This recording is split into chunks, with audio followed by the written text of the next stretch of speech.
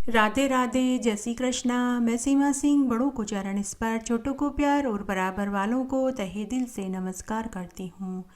आज हम चातुर्मास के महात्म्य का 21वां अध्याय सुनेंगे। अब तक हमने 20 अध्याय सुने हैं। अगर आपका कोई भी अध्याय सुनने से छूट गया है तो डिस्क्रिप्शन बॉक्स में मैं उसका लिंक छोड़ दूंगी। आप वहां से अपना छूटा हुआ अध्याय सुनकर पुण्य लाभ कमा सकते हैं। और अगर आपको ये अध्याय अच्छा लगे तो इसे ज़्यादा से ज़्यादा लाइक करें, अपने दोस्तों और रिश्तेदारों में ज़रूर शेयर करें ताकि उन्हें भी चातुर्मास के महात्म्य को सुनने का संपूर्ण फल प्राप्त हो और आपको इसका पुण्य लाभ मिले। और हमेशा की तरह अगर अभी तक आपने मेरे चैनल को सब्सक्राइब नहीं किया है तो कृपया मेरे चैनल को सब्सक्राइब करें ताकि मेरा आगे आने वाला वीडियो सबसे पहले आपको मिले। धन्यवाद। आइए अब हम चातुर्मास के महात्म्य का 21वां अध्याय सुनते हैं। इस अध्याय में सबसे पहले हम एक पौराणिक और पवित्र कहानी सुनते हैं। एक बार महादेव जी पार्वती जी के साथ हरिद्वार में भ्रमण कर रहे थे। तब माता पार्वती जी ने देखा कि हजारों स्त्री पुरुष गंगा जी में स्नान कर रहे थे और हर हर गंगे का नारा लगा रहे थे। तब माता पार्वती जी ने पूछा कि हे देव, ये सब लोग हर साल गंगा स्नान करने के लिए चातुर्मास में आते हैं, फिर भी इनके पाप क्यों नहीं धुलते? क्या गंगा इनके पाप धोने में समर्थ नहीं है? तब महादेव जी बोले कि हे पार्वती, गंगा तो पाप नाशिनी तीर्थ स्थान है, यहाँ तो बड़े से बड़े पाप धुल जाते हैं, लेकिन ये सभी लोग पाप नाशिनी गंगा स्नान ही नहीं कर रहे। तब माता पार्वती ने कहा कि हे देव, ये सब लोग गंगा में डुबकी पर डुबकी लगा लगा कर स्नान कर रहे हैं, इनका पूरा शरीर गीला है, फिर क्या इसे गंगा स्नान नहीं कहते? महादेव जी बोले कि हे कल्याणी, ये सभी लोग मात्र डुबकी ही लगा रहे हैं, मैं तुम्हें इसका पूरा सार कर बताऊंगा। दूसरे दिन बहुत तेज बारिश हो रही थी। महादेव जी ने माता पार्वती जी के कान में कुछ कहा कि जैसा मैं कहता हूँ तुम वैसा ही करना, तुम्हारे कल वाले प्रश्न का उत्तर आज मिल जाएगा। तब महादेव जी और माता पार्वती जी ने वृद्ध दंपति का वेश बनाया। महादेव जी तेज बारिश में जल्दी जल्दी चल रहे थे, तभी अचानक वे एक गड्ढे में गिर गए। तब महादेव जी के कहे अनुसार माता पार्वती जी सभी राहगीरों से मदद मांग रही थी कि कोई मेरे पति को गड्ढे से बाहर निकाल दो, मेरे पति गड्ढे में गिर गए हैं। तब जो भी गड्ढे में से निकालने के लिए आता तो माता पार्वती जी उससे कहती कि देखो, मेरे पति को तुम तभी हाथ लगाना जब तुम्हें पूर्ण विश्वास हो कि तुम पवित्र हो, तुमने पूरे जीवन काल में कोई पाप न किया हो, तभी तुम मेरे पति के हाथ लगाना, क्योंकि मेरे पति निष्पाप है, इन्होंने पूरे जीवन में कोई पाप कर्म नहीं किया है। अगर तुमने भूल से भी अपने जीवन में कोई पाप कर्म किया है तो मेरे पति के हाथ मत लगाना, नहीं तो तुम जलकर भस्म हो जाओगे। इस तरह जो भी महादेव जी को बचाने के लिए आता तो माता पार्वती जी उससे यही बात कहती। इस तरह कई स्त्री पुरुष बचाने के लिए आए, लेकिन भस्म हो जाने के भय से वे चले गए और बोले कि अरे बुढ़िया, रहने दे, तेरा पति खड्डे में गिर गया है तो तू ही बचा ले, हम लोग क्यों इसे बचाने के चक्कर में भस्म हो जाएं। सुबह से दोपहर और दोपहर से शाम हो गई, किसी ने भी महादेव जी को खड्डे में से बाहर नहीं निकाला। तभी वहाँ एक बूढ़ा ब्राह्मण आया जो अभी अभी गंगा स्नान करके आया था। वह जोर जोर से हर हर गंगे की स्तुति कर रहा था। जब उसने वृद्ध को गड्ढे में गिरा हुआ देखा तो वह बचाने के लिए आ गया। माता पार्वती जी जो बुढ़िया के वेश में थी, उन्होंने उस ब्राह्मण को भी वही बताया। तब वह ब्राह्मण बोला कि हे देवी, मैं अभी अभी गंगा स्नान करके आया हूँ, तुम्हें क्या लगता है कि फिर भी मेरे अंदर पाप रह गए हैं? क्या माता गंगा पवित्र नहीं? क्या माता गंगा पाप धोने में समर्थ नहीं? हे कल्याणी, मैं अभी तुम्हारे पति को गड्ढे से निकाल देता हूँ, ऐसा कहते ही उस ब्राह्मण ने लपक कर वृद्ध ब्राह्मण रूपी महादेव जी को गड्ढे में से बाहर निकाल दिया। तभी भगवान महादेव और माता पार्वती जी ने उसे साक्षात दर्शन दिए। इसलिए जो विश्वास, सच्ची लगन, श्रद्धा से गंगा स्नान करता है उसके पापों को माँ गंगा जरूर धोती है। लेकिन जो अविश्वास भाव से गंगा जी में स्नान करता है उसके पाप तो माता गंगा भी नहीं धोती है। आइए अब हम 21वां अध्याय सुनते हैं। पेजवन कहने लगा कि हे गालव ऋषि, माता पार्वती जी क्रोधित होकर भगवान शंकर द्वारा प्रसन्न करने पर भी कैसे उन्हें शाप देकर चली गई। भगवान का कोप तो सारे संसार को कंपायमान कर देता है। फिर कैसे भगवान शंकर स्त्री के शाप को प्राप्त हुए? फिर उनकी सूरत बिगड़ जाने पर उनका दिव्य शरीर कैसे हुआ? गालव ऋषि कहने लगे, हे पेजवन, उस देवी के भय से केवल देखने योग्य ही 2 रूप बनाकर इस मृत्यु लोक में मूर्तियां में ही विराजमान हो गए, परंतु उस देवी ने उन पर प्रसन्न होकर दया करी। उस पापनाशिनी विश्व माता देवी की भगवान विष्णु ने स्तुति करी और भगवान शंकर भी विनय करने लगे। तब माता देवी बोली कि देवता संसार के सभी लोगों से पूजनीय होंगे, यह मैं वरदान देती हूँ। ये मेरी ही कृपा से भक्तों पर प्रसन्न हुआ करेंगे। आप विवाह के समय वेदी पर सबके साक्षी होंगे और 7 मंडलों पर जाने से आपका भाग मिलेगा।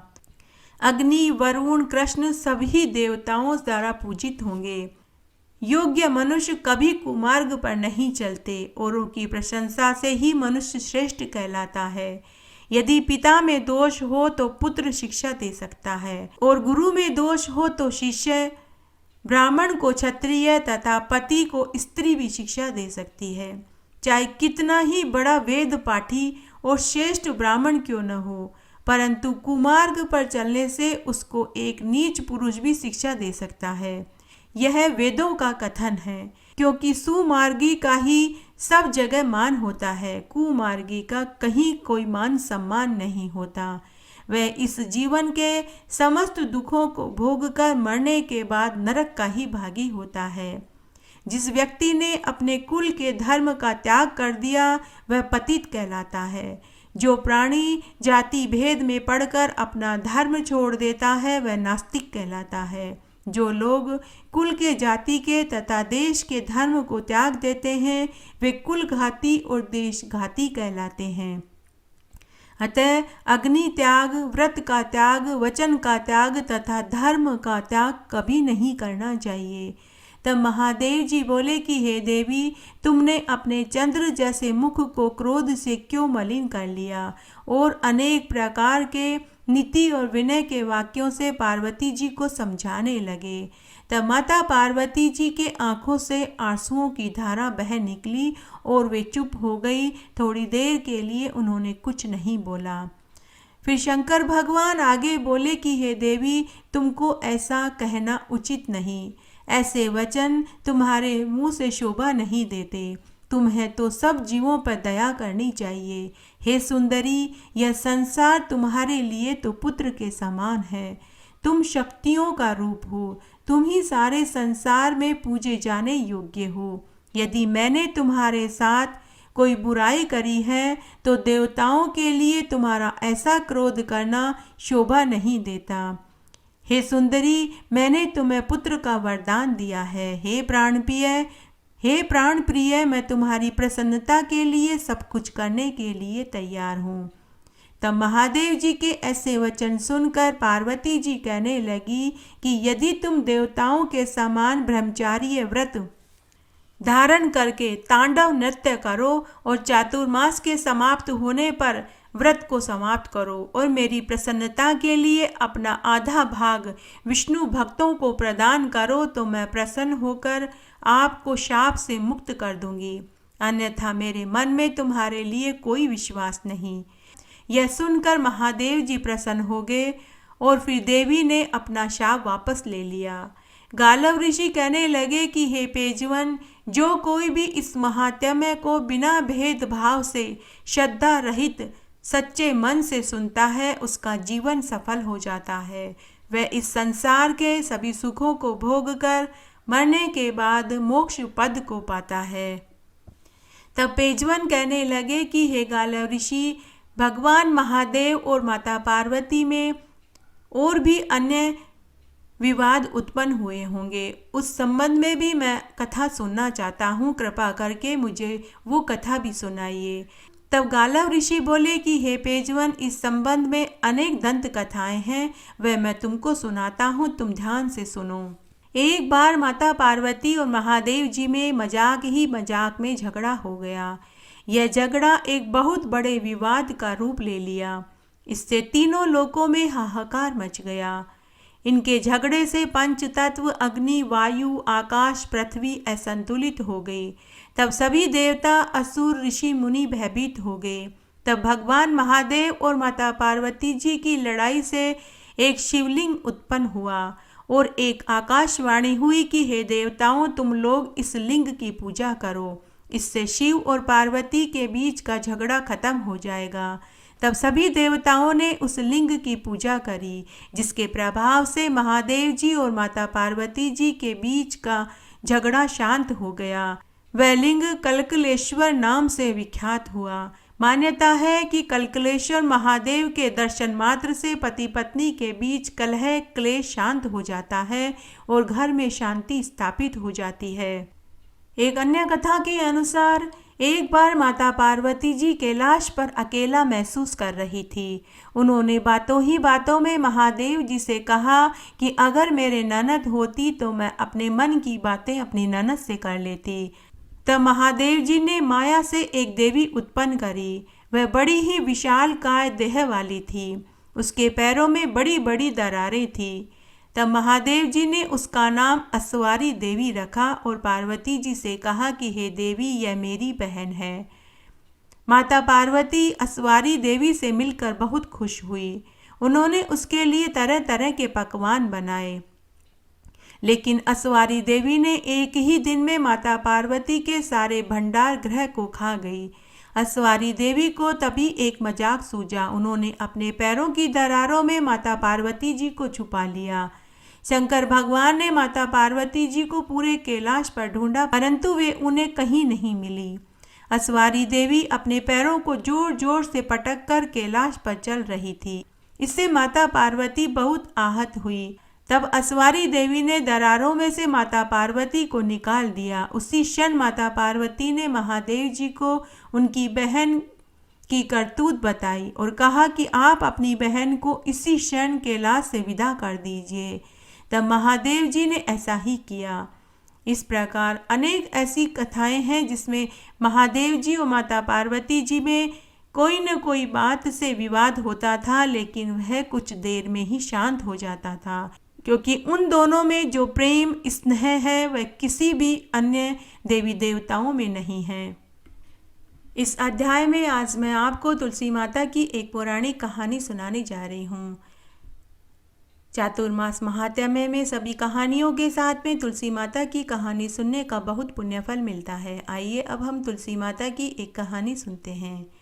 एक गांव में एक ननद भाभी रहती थी। ननद धार्मिक विचारों की थी।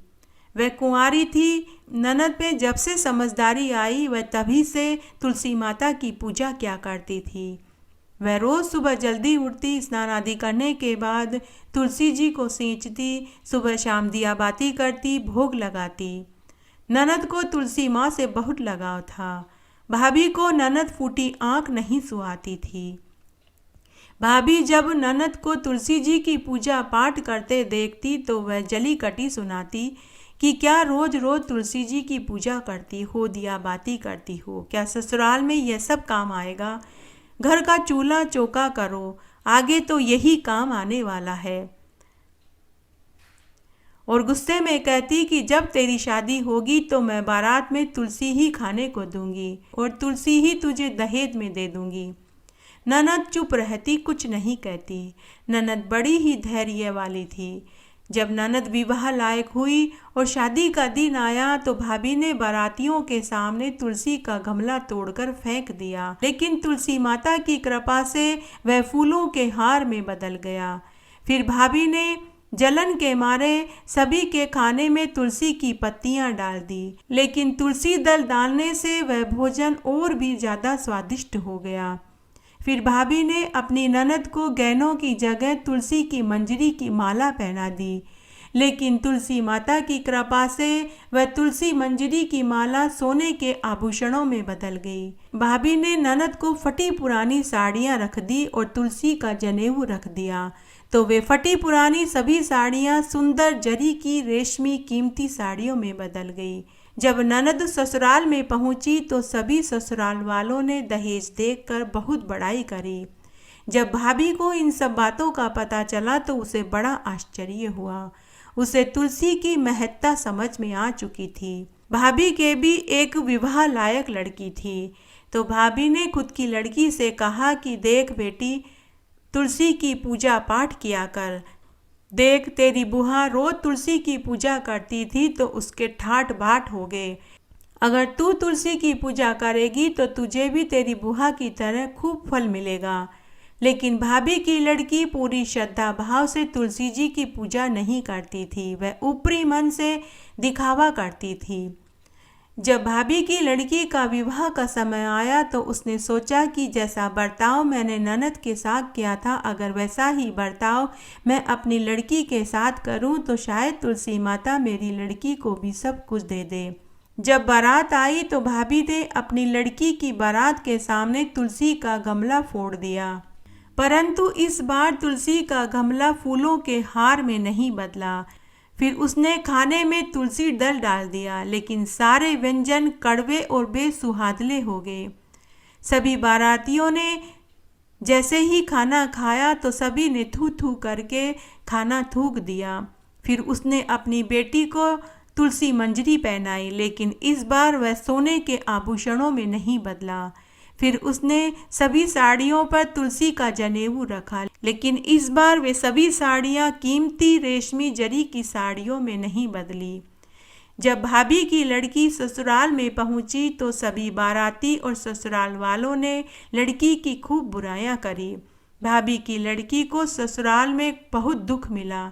इधर भाभी ने ननद की शादी के बाद उसे कभी मायके नहीं बुलाया। तब एक दिन भाई ने विचार किया कि बहन को गए हुए बहुत दिन हो गए हैं, बहन से मिलकर आना चाहिए। तब उसने अपनी पत्नी से कहा कि मैं अपनी बहन से मिलने के लिए उसके ससुराल जा रहा हूँ, तुम मुझे उसके लिए गुड़ की भेली दे दो। तब भाभी ने जली कटी सुनाई और एक थैले में ज्वार भर कर दे दिया। पति कुछ नहीं बोला, वह चुपचाप ज्वार का थैला लेकर अपनी बहन के ससुराल में चल पड़ा।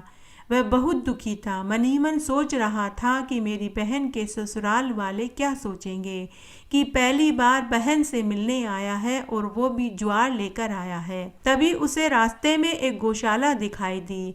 भाई ने ज्वार का थैला गाय के सामने उड़ेल दिया। तभी वहां खड़ा गाय का हाली बोला कि अरे भाई, गाय चारा खाती है, सोने चांदी और सच्चे मोती नहीं खाती। आप गाय को ये क्या डाल रहे हो? भाई को अपनी आंखों पर विश्वास नहीं हुआ। उसने झट से सारे सोने चांदी के आभूषण और सच्चे मोती थैले में भर लिए। वह ज्वार का थैला सोने चांदी के आभूषणों और सच्चे मोतियों में बदल गया था। वह प्रसन्नतापूर्वक अपनी बहन के ससुराल में अपनी बहन से मिलने पहुंचा। बहन भाई से मिलकर बहुत खुश हुई। भाई ने अपनी बहन को उपहार में सोने चांदी के आभूषण और सच्चे मोती दिए। हे तुलसी माता, जैसे आपने एक भाई की बहन की लाज रखी, वैसे सबकी रखना, कहानी कहने वाले की, सुनने वाले की और हुक्कारा भरने वाले की। घटती हो तो पूरी हो तो परवान चढ़े, भूले बिसरे नाम तेरे भंडार में भरे। इस तरह आज मैंने आपको चातुर्मास के महात्म्य का 21वां अध्याय सुनाया। आशा करती हूँ यह आपको जरूर पसंद आएगा। मेरे साथ बने रहने के लिए आपका धन्यवाद। आगे की कथा कहानी के लिए भी आप इसी तरह मेरे साथ बने रहें। धन्यवाद।